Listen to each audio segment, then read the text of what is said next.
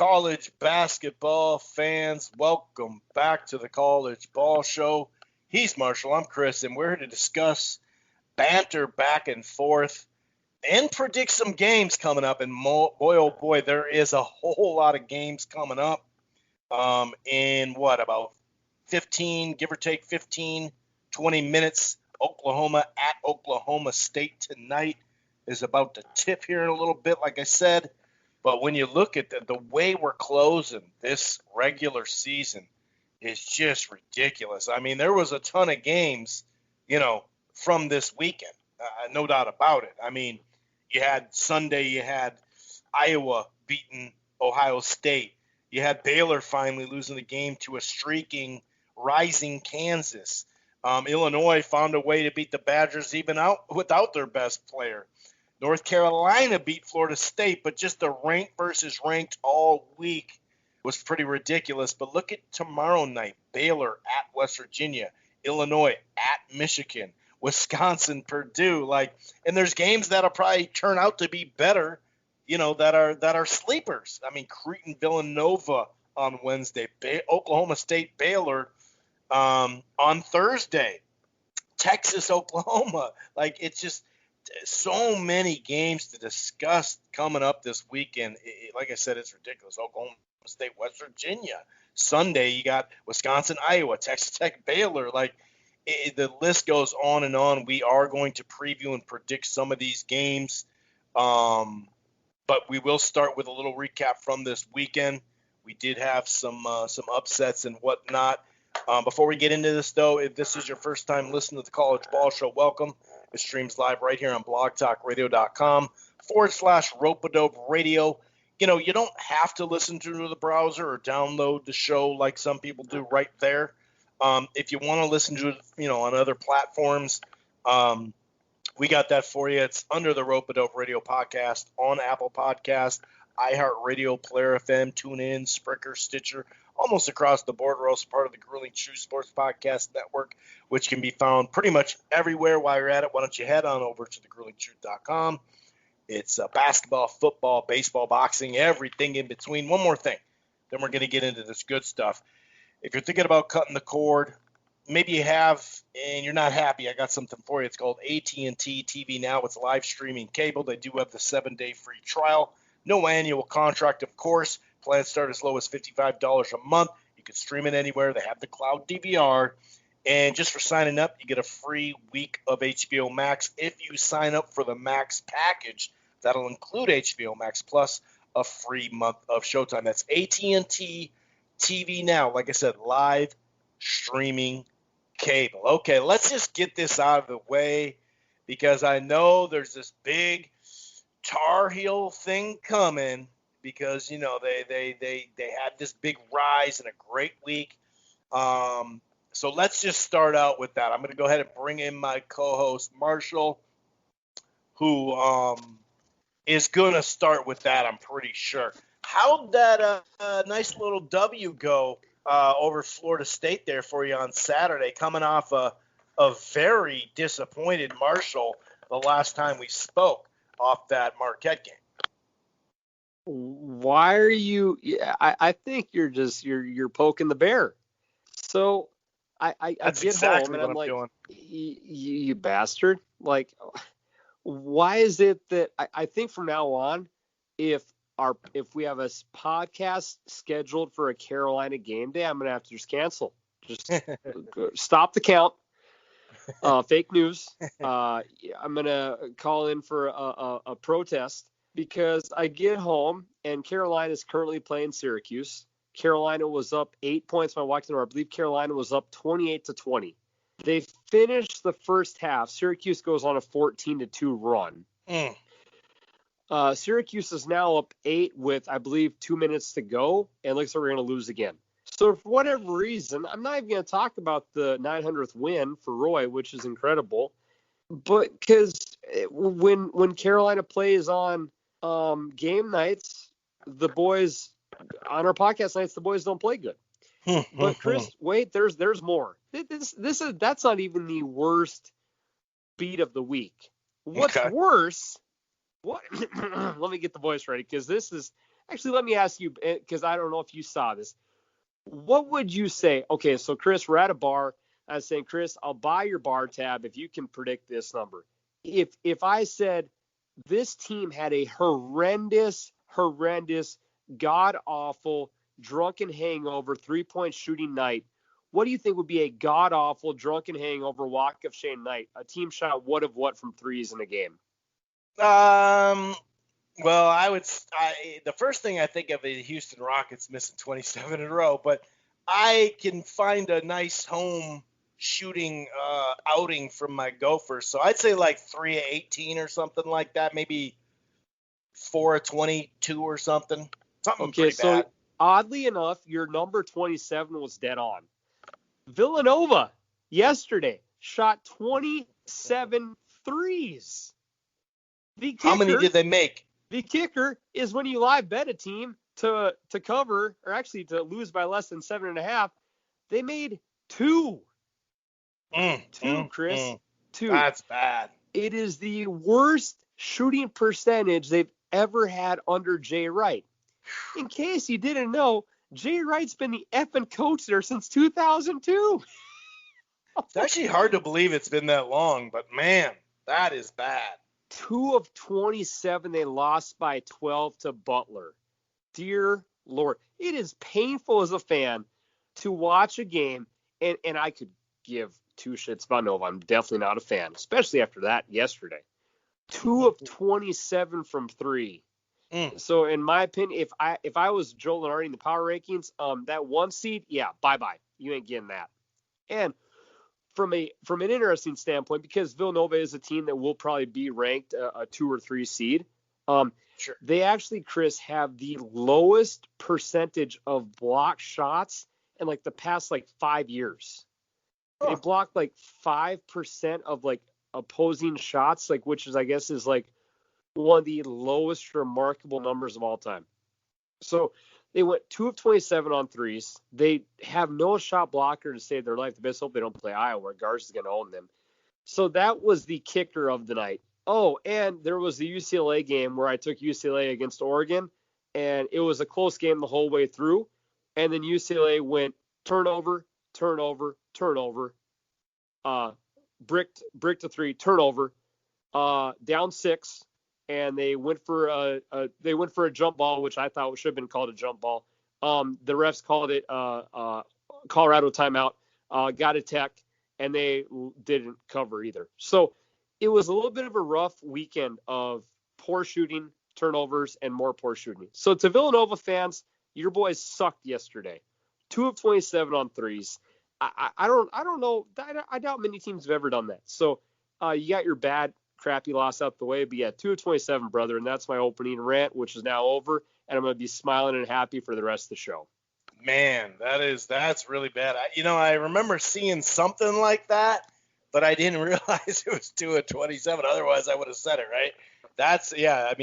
3 of 18 and 4 of 23 or whatever I said. That's bad, but wow, that's really bad. Yeah. And I know bad because my Gophers are horrendous. They're like the last 30 all year in dead last Big Ten. But yet we take a lot of the threes, though, which is kind of funny, right?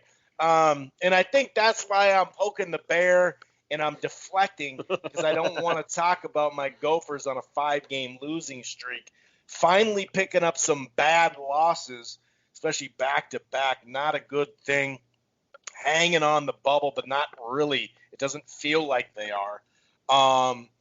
KU, another squad, a North Carolina fan generally likes Duke, Kentucky, and Kansas, right? Those are their top 3 favorite teams besides North Carolina, of course. I'm joking.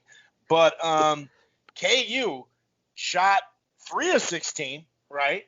But they shot 51% from the field, which was really impressive. And just in general, they've been grinding their way. They started out with some good wins that got them ranked high. Then they just faltered for a while. I think they were 0 for 4 prior to winning a ranked game a little while back. And they got back on course, 71-58. I think it was 38-28 or something like that in the second half. That was a big, big win. and we are gonna, Baylor's gonna get a test down the stretch. Of course, in the conference, tournament, knock on wood, they're gonna get that. But really, when you look at it in general, they have at West Virginia, Oklahoma State, and Texas Tech, who just got a nice win too. So it will be very, very interesting to see how long that rust stays on. I just spoke of Oklahoma State in overtime. That was probably one of the funnest games from the weekend, 94-90. Like I mentioned, 78-70. Florida State, they were just looking like crazy on fire. And speaking on fire, Texas, ever since they've been back for the rest, you just don't know what to expect.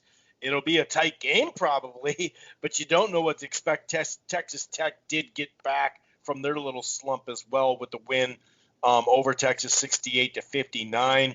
We've talked about how Wisconsin cannot beat a ranked team, although I'd rather be in their situation because the Gophers have 5 ranked wins, but we may not make the tournament.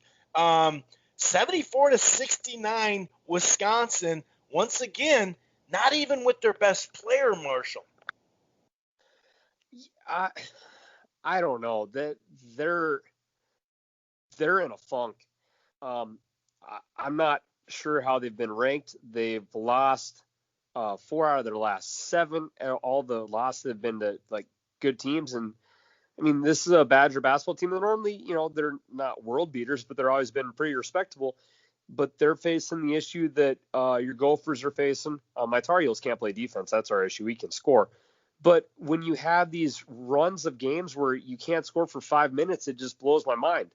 Part of it is obviously the team needs better shooters. Maybe, it's the game plan from the coach. There's a lot of different factors, but for Wisconsin, they've had I've seen a couple of games this year where they've gone like a stretch of 2 of 18 shooting. And you really almost just normally don't see that from many teams in general. Like a 2 of 18 stretch, something is not clicking. Or get to the foul line or something. Yeah, it's going for layups or, just going for a routine player. Yeah, or drawing a foul. I will say the one thing I will say about Wisconsin, they normally for the past however many years normally always had like one like future NBA player. This is a team that, and again, I'm not saying I don't know the analytics and the projections of people, but this is a Wisconsin team that doesn't have a stud. Like they've had a lot of guys who are not in the a lot of guys in the NBA like Kaminsky or Decker, like they normally have a pretty decent squad. This team is just not that good and doesn't have enough talent. But as we were talking before the podcast, Chris, teams are allowed to have an off year. This has just kind of been a weird year where Wisconsin's had relative off year, but Kentucky's been struggling, KU's been struggling up until late. Duke has been struggling. So, every team has a down year, and again, fans get spoiled. But this is definitely a year where if you're a Wisconsin Badger fan, you just got to be looking at your team of like, we don't have a lottery player, we can't score on offense. They're not as good of a free throw shooting team as normal. So, yeah.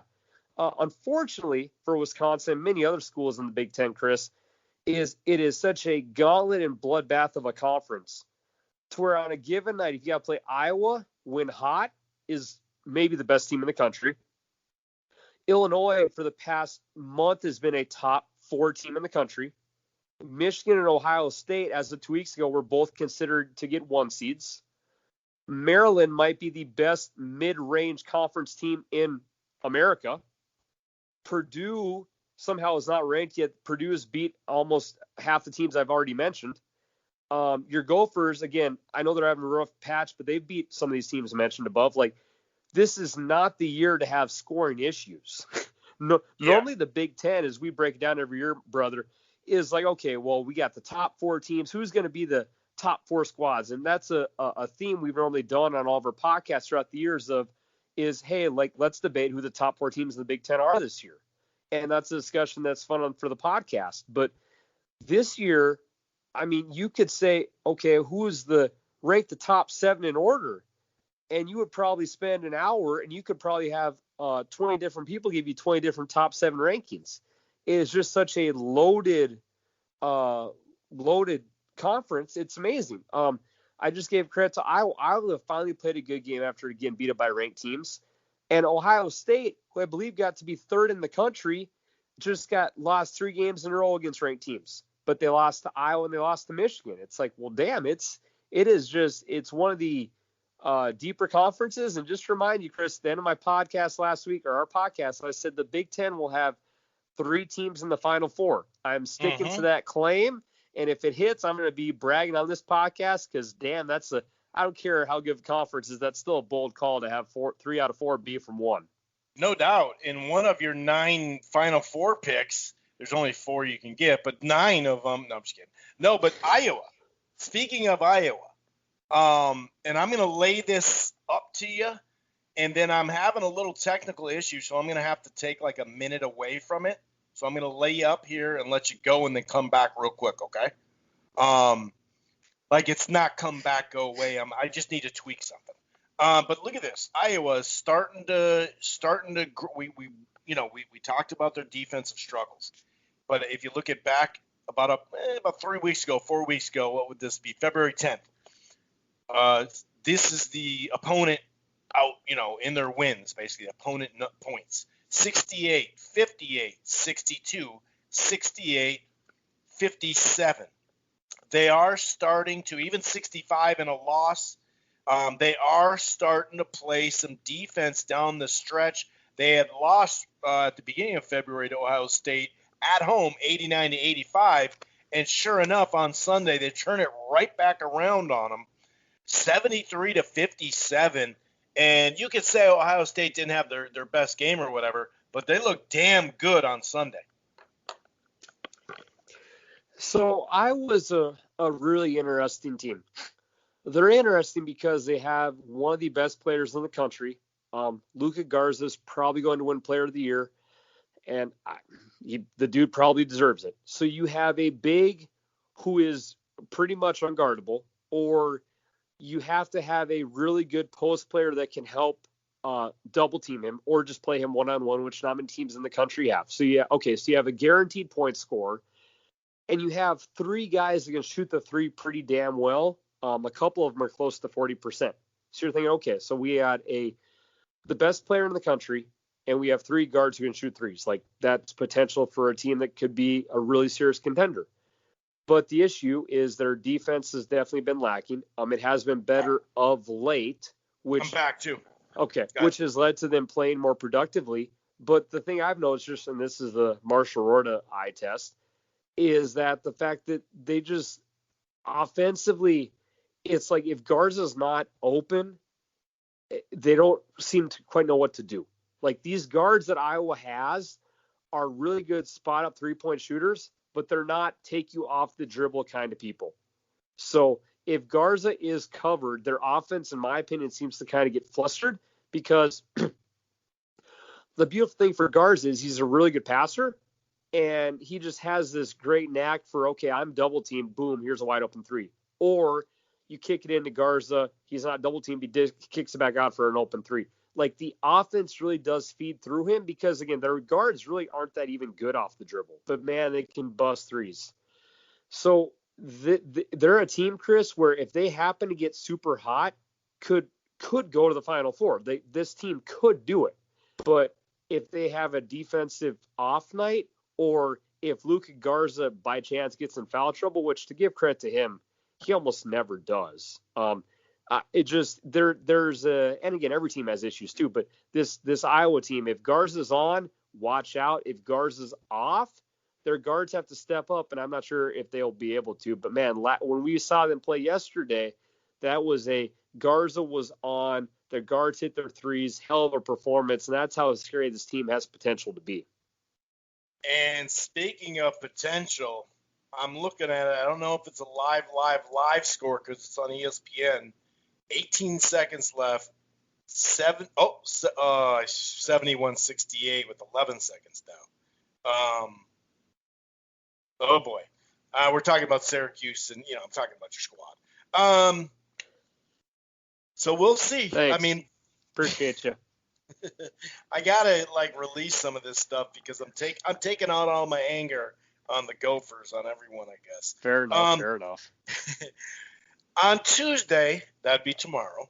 Of course, when you look at it, the Illinois-Michigan game, 2-4, looks like, oh my God, this is crazy. But obviously, we're not assuming the guard there will for Illinois who got a broken nose. We don't know for a fact he'd be back by tomorrow or even, maybe by the tournament. I don't know. So they are an 8-point favorite, especially at home, Michigan. Still only with one loss to my Gophers. That's a positive thing, I guess. Wisconsin and Purdue should be a really, really good game. Purdue is a 1.5-point favorite. That could go either way. We know how hard it is to win on the road in general, even in this COVID year, just ask the Gophers. But the marquee game is number 3 Baylor against number 6 West Virginia. And West Virginia really, kicked it in high gear a little while back. They've been, collecting some big wins. I know that they had a close one against Oklahoma, 91-90. That was a damn close game. They did beat Texas.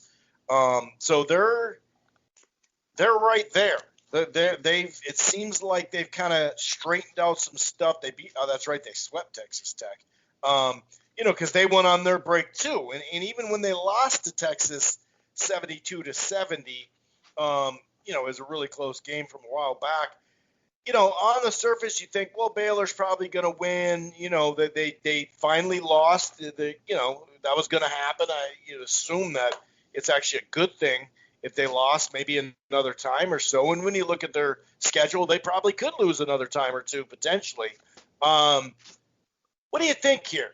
You think Baylor's going to – because according to – and this is basically what, like I mentioned last week, when Vegas goes off, according to ESPN's – Basketball Power Index, 69.6 chance that the Bears take the W on the road at number 6 West Virginia, who's been playing damn good lately.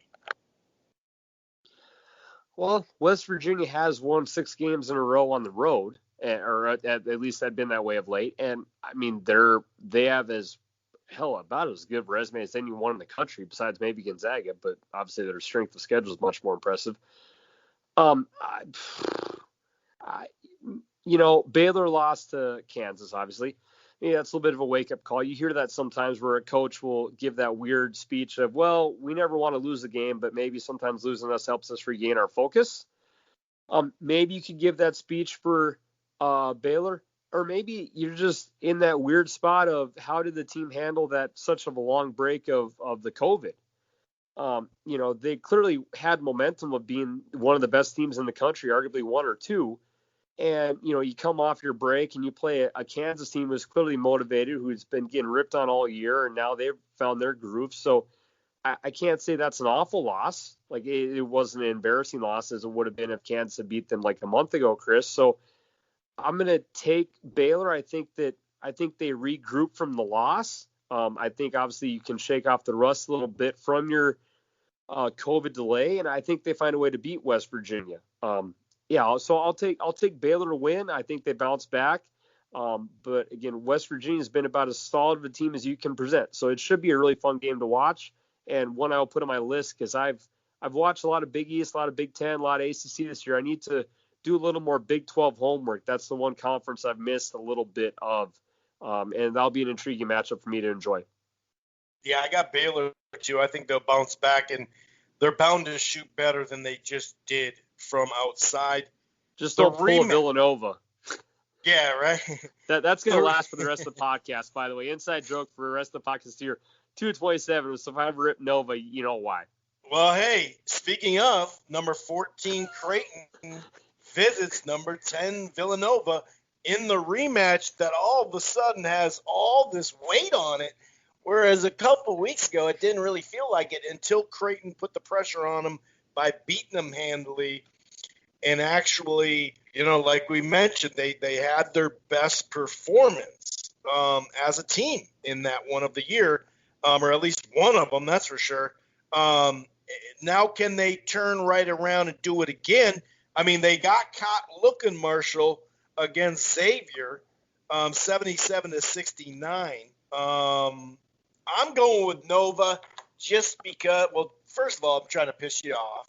Second Sure. of all, I just think that after that just horrendous outing, they're going to wipe the slate clean. But then again, if they start out like 1 of 14, that mental that it might be just mentally in there like, oh no, we're going to start missing threes because like I've referenced, I'm going to keep reference, I guess, my Gophers, unfortunately. They're just going to keep shooting threes even though they miss. But how do you see this one playing out? I got Nova bouncing back and making it just way more interesting than it felt like, before their first meeting, because it looked like Villanova was just going to run away with it. They do have Providence. Who does Creighton end with? They got a home game against Butler. So, I mean, this means a whole lot here. I got Nova. Okay. So obviously Nova, statistically, they could, but it would be very hard to shoot worse. Nova should shoot better, one would suggest. But also I'd picked Creighton to beat Xavier, because Creighton up until Xavier on Saturday was playing their best basketball of the year. And Creighton came out flat and dug themselves too big of a hole and blew it in a game against Xavier. So Creighton, who was hot, played like shit. Nova, who was hot, shot really poorly. Both teams are in a funk, and I just every time I weave one way, Chris, these teams weave the other. So if I was in a boxing match, I'd be either winning or getting my ass kicked. I'm not sure which one applies, but I keep picking the wrong ways. February was like that too, dude. All sorts of crap. And I know you like to play the angles. Like part of watching college basketball or betting college basketball is, hey, teams are going to bounce back and forth. Like again, I really should have picked Iowa to beat Ohio State just because, on one hand, Iowa was due for a big win. On the other hand, you could say Iowa keeps losing, they're going to keep losing. So you could kind of see that Iowa win coming. And earlier, a couple weeks ago, I picked that Creighton would get smoked by Nova because Creighton had not been playing that well, and Nova had. And Creighton played their best game of the year and destroyed Nova. So I'm going to go with the opposite theory. I think that actually, I don't know what to think because both it's at Nova, and they're 7-3 on the road this year too. Creighton.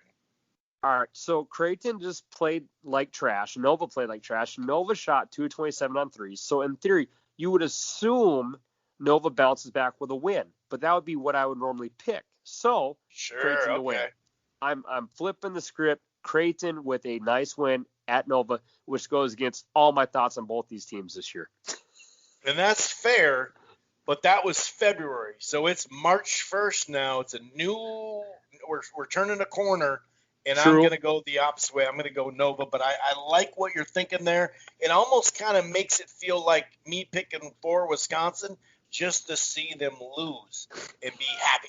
So, there will not even be $5 on that game. That game will just be observed and watched, and probably a couple of words that are not appropriate to be used at the TV. But I will watch it.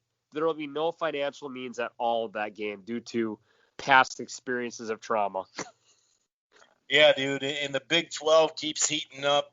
And look at it, Baylor 10-1 on top. They finally lost, like we mentioned. West Virginia 10-4, only a game and a half back. And watch out.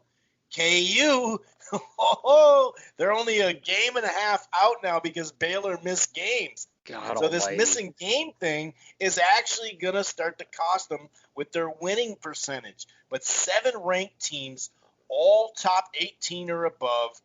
KU now tied for second. Oklahoma State has really been picking it up. And then you have, the Sooners, the Longhorns in Texas Tech. Texas Tech 7-7, 15-8 overall.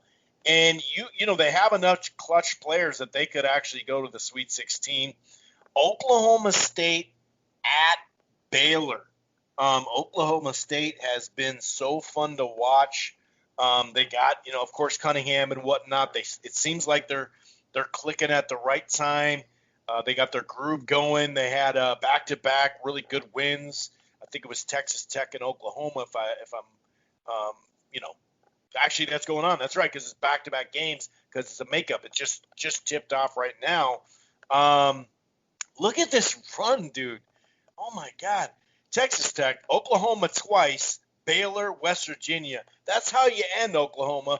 Have fun, Cowboys. Well, what do you think, though? Do you think they could pull up an upset? I mean, this one, Oh, it's at home. It's at okay, so home. luckily you do have what many people suggest is the number one future pick in Cade Cunningham. But even the number one future NBA draft pick, he's not LeBron/Jordan. Like, that is a brutal beast of a schedule. I would say that if they come out or if they come through this run with a pretty good record, this is definitely going to be a tournament tested team. Oklahoma State's really been a team who for part of the year, Chris, was unranked, but was always kind of sitting pretty in their conference. And unfortunately, they'd had Cunningham out for a couple of games. I know most of those games were not against too many top elite teams.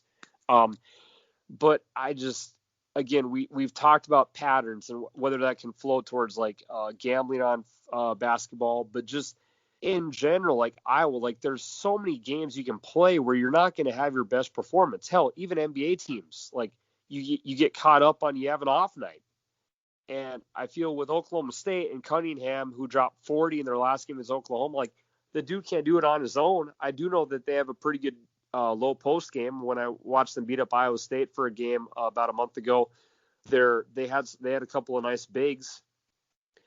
But I just think that you just have to find a way, get through this, avoid injuries, and you just have to realistically try to win almost every other game, because that is probably the toughest stretch any team has been on maybe you could find a Big Ten team that matches it, but that is a brutal stretch of basketball. So if you can win every other game and build up the confidence, because you'll be about as tournament tested as any team in the country, I think you just have to try to view it for the positives and not have the expectation of we're going to run this table. And if you do, then you're probably going to flame out and lose the first game of your Big 12 tournament. That's just that's a bad beat of a schedule, my friend. It really is. I mean, they already beat Oklahoma when they were 7th, 94-90, which knocked them down to 16th. And now they're obviously playing right now. My guess is they're not going to be able to win back-to-back games like that. But then number 3 and number 6, so you're basically closing the season two numbers, like bunch of top 10 teams basically. It's crazy. Even if they, I do feel like they're going to. I think Baylor will beat them, but God, they're both on the road too. Jesus. Yeah, that's tough, brother. That's tough.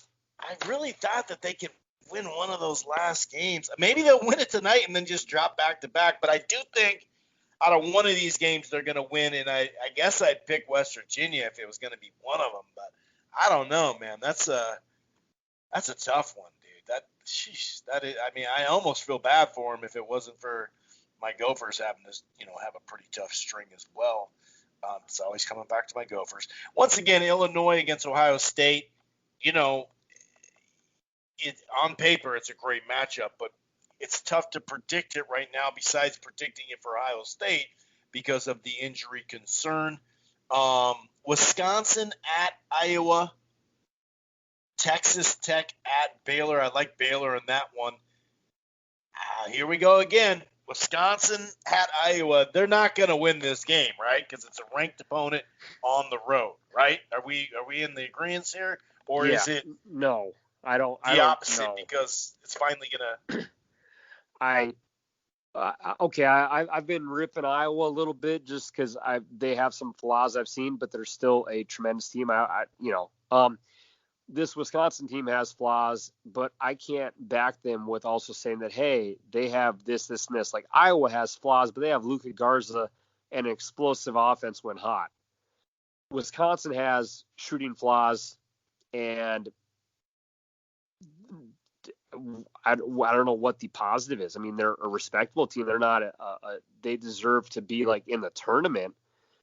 But this is an offense that struggles greatly at times, and now you're going to Iowa, who's coming up their best win of the year, if not damn close, and you got to go at home, and their coach is also psychotic, and God knows I would not want to lose the Iowa games because that McCaffrey guy is insane.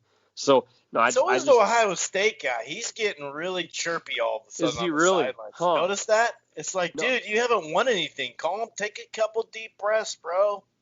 Oh, maybe it's that old Ohio State coaching circle. That Urban Meyer guy. He kind of leaves a legacy around places, and now he's bringing bad people to Jacksonville.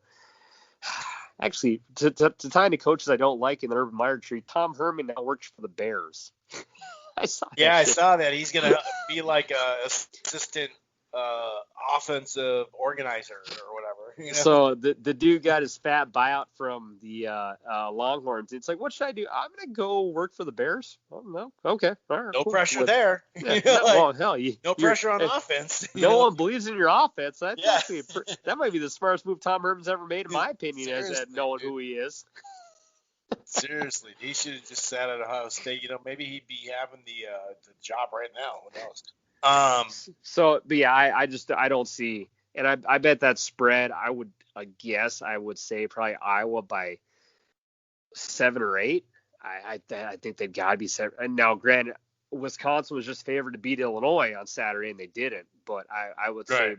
Iowa should be probably, in my opinion, anywhere from a 7 to 9 point favorite, which might seem high to some people. But the way Wisconsin's been playing of late, like they've done nothing to give them anything. I would do not touch Wisconsin. If they win, I will come on the podcast next week and say, hey, dude, I was massively wrong. I'll take the blame for it. But they've shown you nothing in the past month to suggest that they could take down an Iowa team who, despite some, like I said, despite some minor issues, this team could still be a very team to fill in a lot of spots in your bracket. Yeah, no doubt about it. That's a good way to put it. Man, there was a variety last year. Real quick, there was a variety of teams. It seemed like it was super wide open, right? We were on pace for such a historic, crazy who the hell's going to win. You could make an argument for a bunch of people. It doesn't necessarily feel that way, but of late now with Baylor, we'll see how they finish. Gonzaga, it seems like they've been on a COVID rest for what will be about 10 weeks playing their conference. So I mean, you never know. I mean, sure they've been keeping the rust off. I joke, of course, but it's I just I'm looking at it, and here we are in March, and you're like, man, like I can't believe it's been a year almost since we shut down.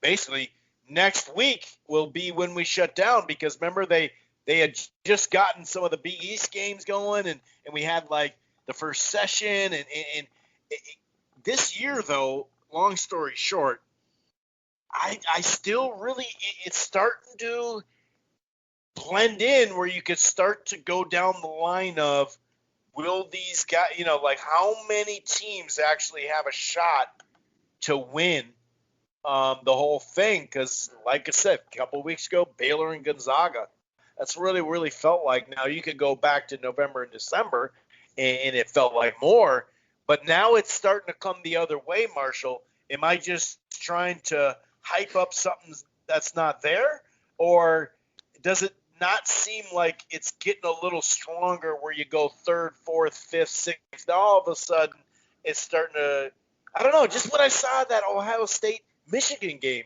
2 Sundays ago really impressed me. Like, this thing is a little bit more wide open than just a 2-team race is my point. Well, just for fun, and we didn't plan this, but let me just give you my I'm quick not doing hitters. this for fun, okay? No, just kidding. I'm just giving you my quick hitters on flaws I've seen from teams in the top 10, and you can just do that just to counter back for fun. So just a reason I think that this team could not make it to the Final Four and not win it all. Okay, so for Gonzaga, number one, just don't have the strength of schedule, not as battle tested as a Big 12 or a Big 10 team. For Michigan, I've not seen them with a flaw. I'm not saying they don't have one. I just haven't witnessed that, so I guess I'll miss that for number 2. Just don't play the Gophers. For Baylor, number 3, I mean, besides their COVID break off, maybe that affected them. Again, I've not seen them play much, so I guess I'm 1 for 3 here. But Baylor, yeah, whatever. Illinois, the first start of the year was just they just weren't playing that great of basketball. So if you're an Illinois fan, I guess you're worried that your team is peaking, because that does happen in college basketball, Chris, where you have a good run, you take your hot streak up to the conference tournament, and we've seen this happen so much to where you literally played your best basketball and almost too early in the year. Iowa, we've hit on them. Their guard play has some minor issues, and when Garza is covered, that's a different team. For West Virginia, they normally just struggle to make it past the opening weekend with Huggins. That's just the way they play. This would be a way that he could maybe finally get over that hump. For Ohio State, when their offense struggles, their half-court offense just appears to have issues. And for Bama, I'll just stop. They're just soft. I've called Bama soft. I'll stick with it. I think they're a soft team. Now, again, do you have to be tough to win a title? No, but I've stuck with them being soft. I'm going to keep calling them soft. So, so let me ask you, Chris, again, of those top teams I mentioned, I know I kind of have some different of opinions compared to other people who listen to this podcast or other views nationwide, but I'll say Ohio State's half-court offense scares me. I think Bama's not physical. West Virginia hasn't done it yet. I've hit Iowa enough in this podcast. Gonzaga's strength of schedule, Michigan, I haven't seen much. What would you say for a couple of those teams of like, hey, here's a reason why I could see this team struggling to make a really deep run? Well, Houston has analytically an interesting team. Strength of schedule plays into that. Just going off of this list here, continuing a little bit. Sure. Nova, we got to see how they straighten out, or if they can straighten out that debacle. They'll have a chance, though. Florida State was on the move. They dropped, a win that they should. They were up 41-29 at the half. That's not a death sentence, like I like to say. But, oh, my God, we didn't even talk about it. Arkansas, the upset of the week last week. Arkansas, that is the old veteran call right there. Arkansas, 8 spots. I forgot they moved up so high. Because they beat a soft-ass team like Alabama. But 19-5, they're scrappy. Florida State, I just got to see them, how they finish this. Kansas has some talent. Maybe they don't have the high-end talent normally. But they're hot. Wonder if they, go and beat, they just beat Baylor. Wonder if they get on a run. I guess you could say they could make – I don't know if they can make the Final Four, though. Creighton would have to look like they did a couple of weeks ago every game. And Texas is the biggest head scratcher to me. Okay. It's kind of like what you're saying with Illinois. Early, but opposite. Earlier in the year, there was a couple of games where I'm just like, wow, okay, Shaka, it's all coming together. They got a bunch of veterans. But it just doesn't – it seems like they're either having a lot of fun and they love each other and they're hugging, or they're trying to get at each other's necks. Which, we've seen with teams. It happens. But Texas is one of those games. Man, I don't know, dude. I really like Baylor because they have 2 bigs, not just one, and they can shoot the lights out for the most part anyway. They have. Sure. I still think they have 4 guys over 40%. I'd have to double-check that. That's always a killer. If you got an inside game, you got a guard, and then you got shooters, that's interesting. But Gonzaga's just sitting here, and we said it at the beginning of the year, if this is the year, what other year would it be? I mean, it's like you have Suggs, too, the Minnesota connection, who is going to be a top 5 pick more than likely, you'd assume. Meaning they have a legit player amongst the layers of players that they always have. True. He may not be a stat, just hog or whatever, but he's just like a nice staple in that. I wouldn't mind if my Wolves got him, and he'd be the future just guy to put next to Edwards in a couple of years. Right now, I mean, honestly, I don't know what to think of Houston. I'm kind of I don't know. But even getting to that, I don't think West Virginia can do it, but I think Ohio State has a pretty good chance to get to the Final Four. You got 2 out of 3, or I'm sorry, 3 out of 4 going to the Final Four. So this is freaking like, I'm not saying it's as wide open as last year because it does feel like Gonzaga, Michigan, Baylor are all the top teams. But any of these guys, I mean, it's a lot more wide open than it was even a month ago, I guess is the long story short on that one, sir. Yeah, and I think part of that's true is because, and again, I could be wrong on this, but I think that with as strong as the Big 12 and Big 10 are, when you see all the teams we literally just mentioned have these 4 to 5 game winning streaks against all these ranked teams, it shows you of the potential ceiling a team can have. And that's why of the 15 teams we just ran through, almost all 15 of them have had a run this year. We're like, holy shit, like this team can make the Final Four. And you normally don't have that kind of idea on a given year. Like normally you would not suggest that, hey, 15 of these teams could all make a deep run. But pretty much, I mean, besides Kansas, who I guess just of now has gotten a little bit hot, pretty much every other team aside from Kansas has had a run this year where you're like, dude, like, okay. Like, and Arkansas, who I forgot about, they were not ranked for most of the year up until 2 weeks ago, is now 12th. Like, it's just that weird COVID 2021 year. So, well, I do think that maybe the opening weekend of last year, which was going to be incredible, maybe we don't have as quite as good as an opening weekend, but I think with how we've discussed the situations, I think that our Sweet 16 potential, Chris, could be one of the better Sweet 16 round weekends we've had in quite a while. You know, I think that's a great place to end the show. That is a perfect way to put it, in my opinion. You're right. When we were looking at those opening day and even that, you know, that second day games where you're just like, whoa, dude, the round of 32 is ridiculous last year. That is a good point. It's not that deep, but man, it's not just top heavy either. And some of these, I think, you know, some of these conferences where they had to grind it all out, they're not gonna really. I mean, they get to stay in the same freaking place now. They don't have to travel. Like, oh, I just get to sit here now. Cool, sweet. So, you know, we don't have an NBA schedule like a lot of these colleges have of late. You know, and that NBA schedule, by the way, Jesus Christ. Good Lord. Talk about calf injuries. How many calf injuries have you seen? Like, that's a whole different ball game. And by the way, we call it the College Ball Show. It starts with football in late August, goes all the way to the championship. Then, of course, we call it the College Bowl because we go to basketball, which we're going to take all the way. We got a month of this still. Then we go to the NBA, and that's going to be a fun summer. Late May, June, July is the playoffs this year. But just a heads up, we will be doing our playoff banter podcast, and we'll probably extend it, you know, somewhere a couple episodes leading up to the playoffs too. But I like how you put that. That Sweet 16 stuff. This is gonna be a really fun one, dude. I'm excited, and I think it actually bodes well to be in a bubble for these kids. It really, I think at least, hey, we don't have to travel anywhere. You know what I mean? Yeah, and it puts the pressure, and I don't hope this upon any kid at all because of how much these athletes do train and try.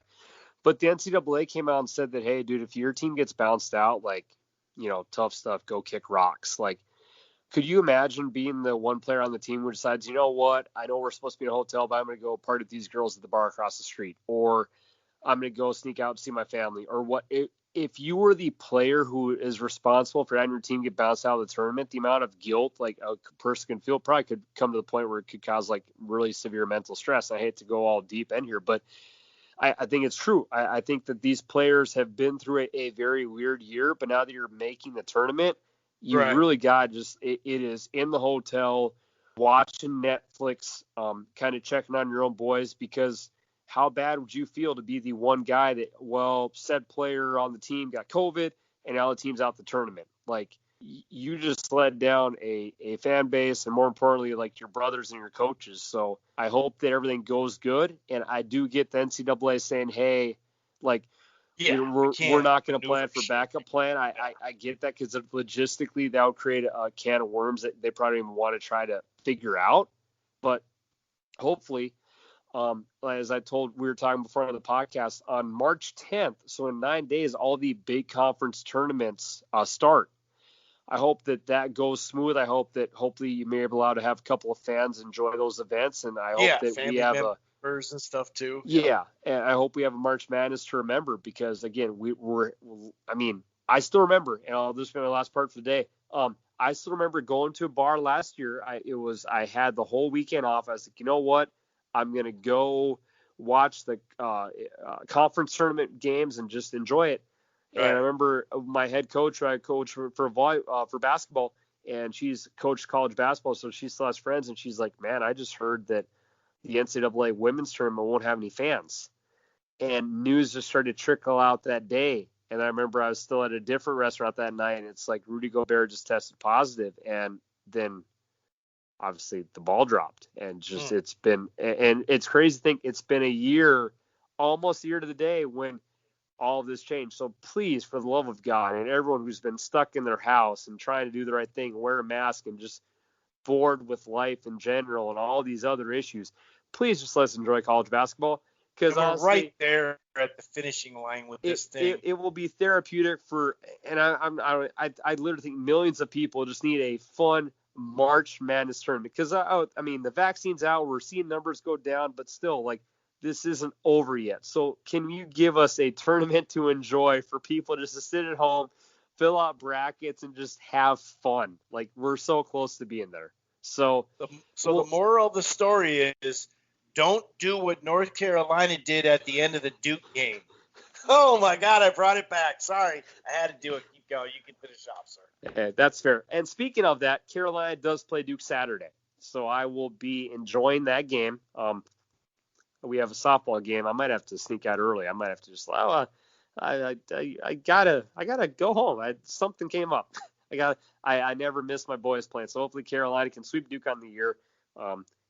But Chris, no podcast Saturday. You are not allowed to schedule a podcast for Carolina, especially Carolina Duke. That would be that would put the friendship in the podcast like on the line of being on pause. Like, dude, I do not want we'd be on a COVID answer your phone Saturday pod. Because Carolina can't win, we do pod. So I will block your number. I will turn off the podcast. I will do it. I'm not falling for that trick. So on that note, again, stay safe. Keep wearing a mask. Get your COVID shots if you can. I know it's becoming more available. My mom and dad both got one this past weekend when they were super happy to get that done. So hopefully more good news keeps coming y'all's ways. We appreciate the listens as always, and enjoy the hoops tonight. All the small conference tournaments are starting to get going. Lots of college basketball to enjoy at home or at a sports bar if you're going to be safe. Until then, the boys are out. Peace.